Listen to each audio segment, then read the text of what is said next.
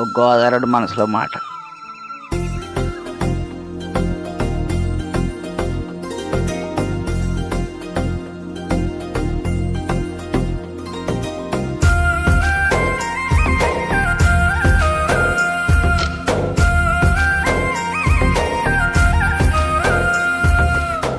పండగ వెళ్ళిపోయి ఇంటికి వచ్చిన వాళ్ళు వాళ్ళ ఇంటికి వాళ్ళు వెళ్ళిపోతూ ఉంటే మనసు బిగబెట్టేసి ఏటోళ్ళు అయిపోయిందండి. పరాసుకెళ్ళి ఆడుకుంటా వాళ్ళ కూడా మాట్లాడుకుంటా ఆనందించడానికి సేపు పట్టలేదని క్షణాల్లో గడిచిపోయే రోజులు. భీమవరం పందింకోళ్ళు పంది అయ్యాక పచ్చడెట్టేసినట్టు బంధువులు వెళ్ళిపోతూ ఉంటే దుఃఖంతో మనసు పచ్చడి చేసినట్టు అయిపోయింది. మళ్ళీ వీళ్ళంతా ఎంతకాలానికి వస్తారు.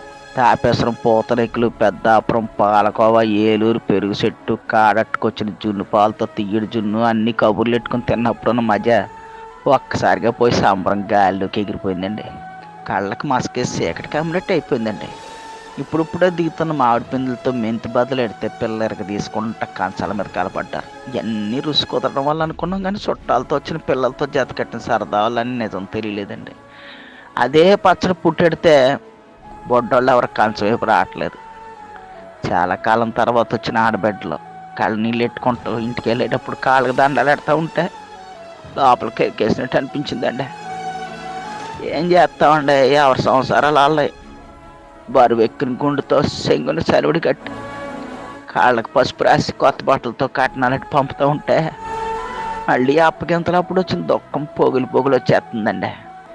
గోదావరి అంటే ఏళ్ళకోళ్ళ మనుషులు అనుకుంటారు కానండి, ఫ్యామిలీ ఎక్కువ ఎర్రోళ్ళు అండి. చాలామందికి తెలవదండి.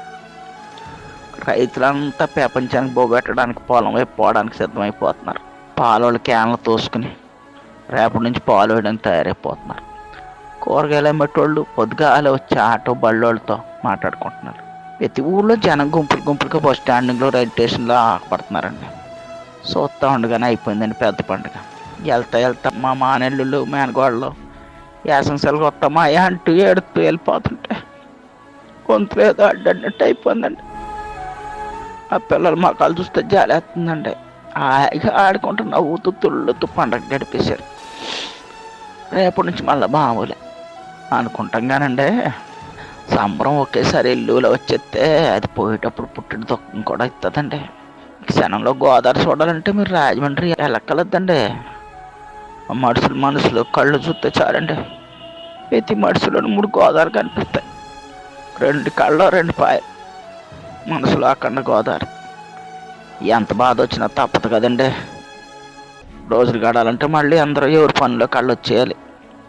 ఉంటానండి. దేవుడు మనందరికీ మంచి అని కోరుకుంటాం. ఒక గోదావరి.